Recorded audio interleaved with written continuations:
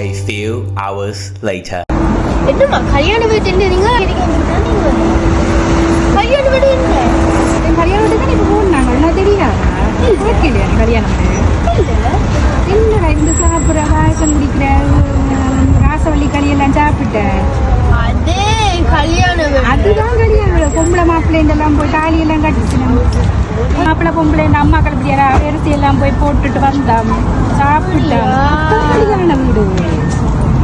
பெரிய உலகமான ரோட்ஸில் வச்சு கொண்டு உலகமானிலே கூட இருந்து நீ கல்யாணம் என்னடா கல்யாணம் வீடு தெரியாம நிற்கிறாங்களப்பா